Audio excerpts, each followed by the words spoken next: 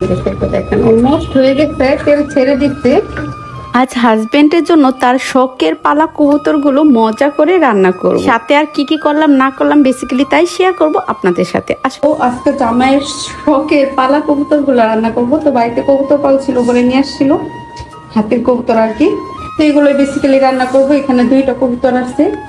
তো এই তো পেঁয়াজ আর কবুতরগুলোকে কিন্তু আমি সুন্দর করে অফ ক্যামেরায় ধুয়ে নিয়েছি, সুন্দর করে গরম পানি দিয়ে অনেকক্ষণ ভিজিয়ে রেখে। তাহলে কবুতরের বেটি স্মেলটা থাকে না। যারা যারা কবুতর খেতে পারেন না তারা কিন্তু একটু গরম পানি দিয়ে ধুয়ে নেবেন ভালোভাবে কয়েকবার, তাহলেই দেখবেন আর স্মেলটা তেমন আসবে না। আর বেশি করে রসুন বাটা দিবেন। একে একে সব বাটা মশলা দিয়ে দিচ্ছি। আর এখানে আদা বাটা আর রসুন বাটা একসাথে। রসুন বাটাটা একটু বেশি করে দিবেন। কবুতরের রসুন বাটাটা একটু বেশি করে দিবেন, তাহলে না কবুতরের আর একটা গন্ধ আছে, মানে বেডি স্মেল আছে, এটা থাকবে না। এখন মশলাটা সুন্দর করে ভেজে নিব তেলের মধ্যে।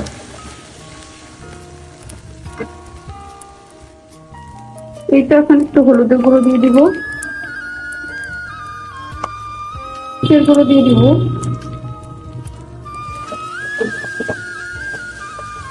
ভেজে নিব ভালো করে।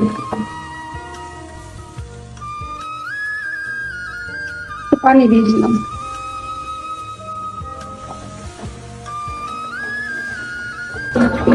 এখন মশলাটাকে ভালোভাবে কষিয়ে নিব। তেল দিয়ে দিলাম, আঁচড়ের আদান দিচ্ছে বিকেল টাইমে রান্না।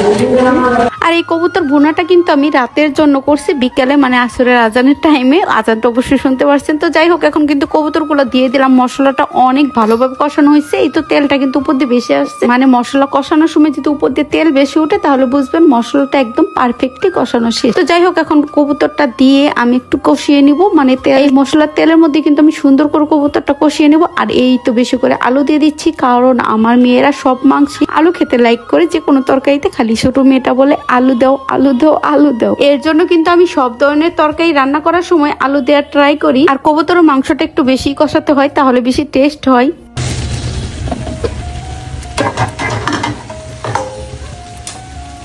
এই তো কষানো শেষ। এখন এর ভিতরে গরম পানি এড করে দিচ্ছি। গরম পানিটা দিলে হয় কি, মাংসটা তাড়াতাড়ি সিদ্ধ হয় আর তরকারিটাও খুব ভালো লাগে।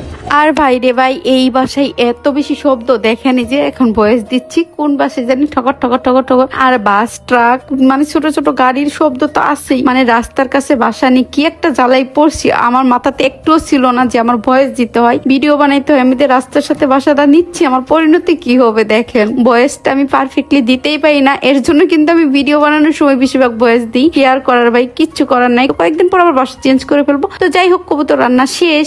ডাউল রান্না করছিলাম, ঘন ডাউল। ভিডিওটি ভালো লাগলে একটা শেয়ার দিয়ে দিবেন। আজকের মতো এখানে বিদায় নিচ্ছি। সবাই ভালো থাকবেন। সো টেক কেয়ার এন্ড আল্লাহ হাফেজ।